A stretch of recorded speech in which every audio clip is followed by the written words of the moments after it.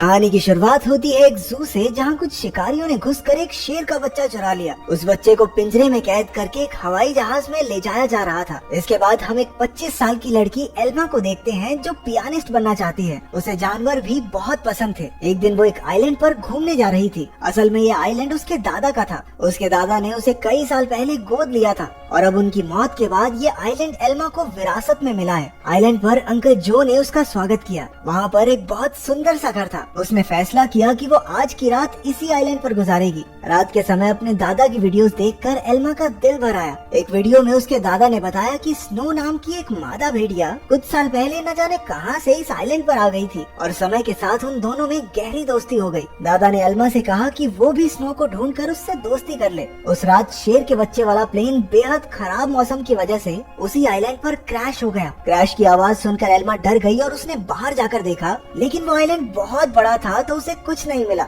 अगली सुबह चार्ल्स और एली नाम के दो नौजवान वहाँ आए। उन्होंने स्नो को कैद करने के लिए जाल बिछा दिया। असल में वो भेड़ियों के पार्क के मालिक थे और उसके लिए स्नो को पकड़कर ले जाना चाहते थे। कुछ देर बाद स्नो जाल में फंस गई, लेकिन अपनी सूझबूझ से चार्ल्स और एली के आने से पहले ही वो जाल काटकर भाग निकली। फिर वो तैरकर आइलैंड की दूसरी ओर जा पहुंची, जहां उसकी मुलाकात एल्मा से हुई। पहले तो एल्मा घबरा रही थी, लेकिन फिर उसने अपने दादा की बात याद की और स्नो को पुचकारने लगी। कुछ देर बाद एल्मा प्लेन क्रैश की जगह पर पहुंची। खुशकिस्मती से शेर के बच्चे को कोई चोट नहीं पहुंची थी। वो एक पक्षी के घोंसले में गिर गया था, लेकिन पक्षी ने उसे नीचे धक्का दे दिया और इसके बाद वो सीधा जाकर एल्मा की गोद में गिरा। एल्मा भी उसे अपने साथ घर ले आई। उसी वक्त स्नो भी अपने छोटे बच्चे के साथ घर में आ गई। घर में 3 प्यारे जानवर देखकर एल्मा बहुत खुश थी। उसने तुरंत अंकल जो को बुलाया, लेकिन उन्होंने एल्मा से कहा कि इन खतरनाक जानवरों को घर में रखना ठीक नहीं है, तुम्हें इन्हें जू वालों को दे देना चाहिए। अंकल ने ये भी बताया कि शेर के बच्चे को ढूंढते हुए जू के कर्मचारी वहाँ जरूर आएंगे, और हुआ भी बिल्कुल वैसा ही।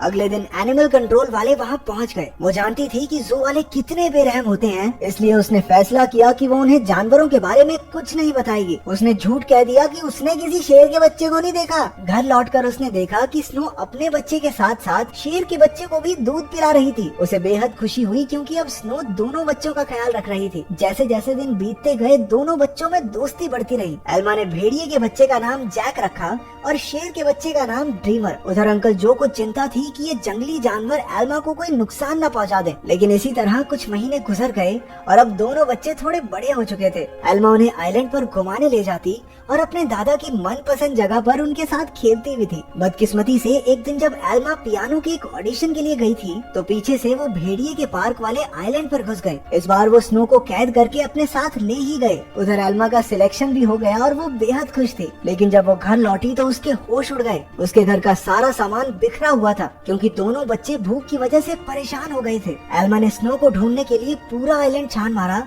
लेकिन स्नो तो वहाँ थी ही नहीं। अब उसे ही बच्चों का पेट भरना था, इसलिए उसे ना चाहते हुए भी अपनी पियानिस्ट की नौकरी छोड़नी पड़ी। एक दिन अंकल जो फिर से वहाँ आए और खूंखार जानवरों को अब तक वहाँ देखकर गुस्से से भर गए। उसने एल्मा से उसी वक्त जानवरों को जू में भेजने को कहा, लेकिन एल्मा ने उन्हें समझाया कि उसके दादा की यही इच्छा थी कि वो जानवरों के साथ रहे, और फिर जू में न जाने इन मासूमों पर कितने अत्याचार होंगे। आखिरकार अंकल जो भी मान गए और एल्मा को गले से लगा लिया। अब उनका सारा समय जानवरों को खाना खिलाने और उनका पूरा ध्यान रखने में जाता था। एल्मा को जैक और ड्रीमर से बहुत प्यार था और बदले में जानवर भी उस पर जान छिड़कते थे। देखते ही देखते 1 साल गुजर गया और अब दोनों जानवर बड़े हो गए थे। अंकल जो शहर से उनके लिए मांस लाया करते थे, लेकिन उनके पास जाने में उन्हें डर लगता था। उन्होंने फिर से एल्मा को समझाया कि इनके साथ रहना खतरे से खाली नहीं है, लेकिन एल्मा किसी कीमत पर उन्हें छोड़ने को तैयार ही नहीं थी। एक दिन एक माँ बेटी कश्ती में आइलैंड के नजदीक आए। उन्हें देखकर जैक उनके पास जाने लगा। जैसे ही एल्मा ने ये सब देखा, वो जैक को रोकने के लिए भागी, लेकिन वो एक पत्थर से टकराकर नीचे गिर गई और उसके सर में चोट लगने की वजह से वो उसी वक्त बेहोश भी हो गई। वो माँ बेटी ये सब नहीं देख पाई और वापस कश्ती में चली गई। कुछ ही देर में जैक और ड्रीमर एल्मा के पास आए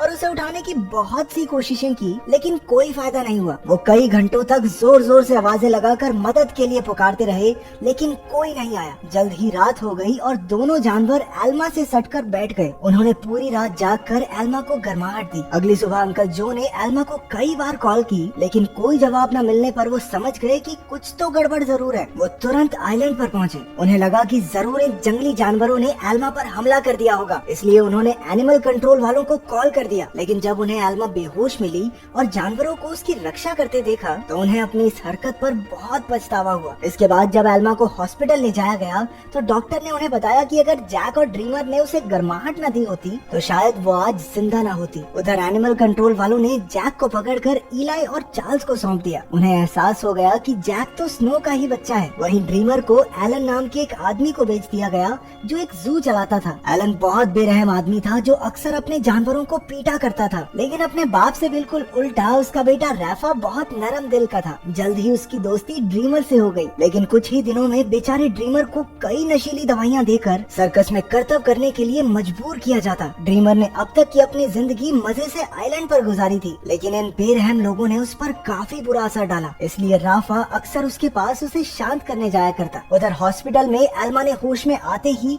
जैक और ड्रीमर के बारे में पूछा। अंकल जो ने भारी दिल के साथ उसे सब सच बता दिया। जैसे ही एल्मा हॉस्पिटल से बाहर आई वो सीधा एनिमल कंट्रोल के दफ्तर में पहुंची। उसे पता चला कि जैक को तो भेड़ियों के पार्क में भेज दिया है और ड्रीमर को उन्होंने एक सर्कस ग्रुप को दे दिया था। ये सुनते ही वो गुस्से से भर गई और ऑफिसर पर चिल्लाने लगी, लेकिन अंकल जो ने उसे शांत किया। कुछ समय बाद एल्मा ने एली को फोन करके जैक के बारे में पूछा। एली ने बताया कि जैक बहुत खुश है और यहाँ उसके कुछ दोस्त भी बन गए हैं। इससे एल्मा को थोड़ी तसल्ली मिली, लेकिन अब भी वो ड्रीमर के लिए बहुत परेशान थी। अगले कुछ हफ्तों तक वो शहर की हर एक सर्कस में गई और सबसे ड्रीमर के बारे में पूछताछ की, लेकिन कुछ हाथ नहीं लगा। उधर ड्रीमर की वजह से एलन की मोटी कमाई होने लगी थी। ड्रीमर जल्द ही स्टार लॉयन के नाम से मशहूर हो गया। एक दिन ड्रीमर का सर्कस ग्रुप भेड़ियों के पार्क के पास से गुजर रहा था और जैक ने तुरंत अपने बचपन के दोस्त को पहचान लिया। जैक अपनी सूझबूझ से पिंजरे से बाहर निकल गया। एली ने जब ये देखा तो वो समझ गया कि जैक बेहद समझदार है और वो जरूर कुछ न कुछ ढूंढ रहा है। जल्द ही जैक उस तक पहुंच गया जिसे वो ढूंढ रहा था। उसने बड़ी चालाकी से ड्रीमर को भी पिंजरे से छुड़ा लिया। इतने महीनों के बाद एक दूसरे से मिलने पर दोनों जमकर खेले। जब एलन को ड्रीमर के भागने का पता चला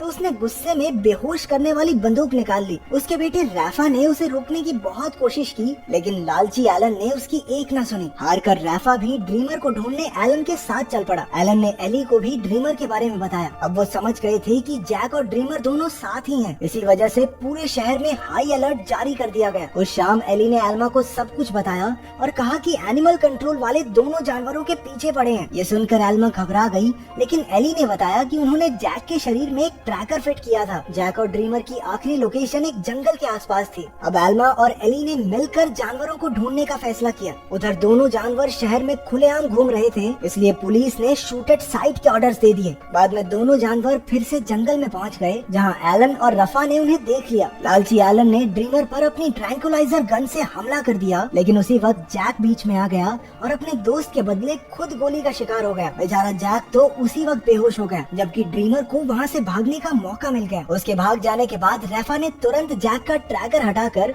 उसे एक दवाई दे दी, जिससे बेहोशी की गोली का असर खत्म हो जाए। कुछ देर बाद बाप बेटा एक बार में पहुँचे और एली और एल्मा भी एक ट्रैकर के जरिए उन तक पहुँच गए। एलन ने उनसे कहा कि उसके पास कोई ट्रैकर वगैरह नहीं है और उन्हें बाहर भेज दिया, लेकिन समझदार रैफा ने बाथरूम का बहाना बनाकर एली और एल्मा को सब सच बता दिया। वो उन्हें जंगल में ले गया, जहां आखिरकार उन्हें ड्रीमर मिल गया। इसके बाद ड्रीमर उन्हें एक झोपड़ी में ले गया, जहां जैक आराम कर रहा था। खुशकिस्मती से उसे सही टाइम पर होश आ गया था, लेकिन तभी उन्हें पुलिस के आने का शक हुआ तो एल्मा ने दोनों जानवरों को खुफिया रास्ते से भगा दिया। अब आइलैंड तक पहुँचने के लिए उन्हें सिर्फ एक नदी पार करनी थी। पुलिस से बचने का एक यही रास्ता था, लेकिन वहाँ कोई कश्ती नहीं थी, इसलिए सबको तैर कर ही जाना होगा। जैक तो उसी वक्त फुर्ती से नदी में तैरने लगा, लेकिन ड्रीमर पानी से डरता था। एल्मा ने उसे हिम्मत देने की बहुत कोशिश की, लेकिन ड्रीमर वापस जंगल की ओर मुड़ गया। जैसे ही जैक और एल्मा तैर रहे थे, उन्हें बंदूक चलने की आवाज सुनाई दी। इसका मतलब ये था कि ड्रीमर अब इस दुनिया में नहीं रहा। आइलैंड पर पहुंचकर एल्मा फूट फूट कर रोने लगी, लेकिन ड्रीमर अचानक उसके सामने आ गया। असल में वो जंगल में पुलिस वालों को भटकाने के लिए गया था। उसे जिंदा देखकर सभी खुशी से झूम उठे। आखिर एल्मा ने जैक और ड्रीमर के लौटने की खुशी में पार्टी में पियानो बजाया। अब उनका परिवार पूरा हो गया था।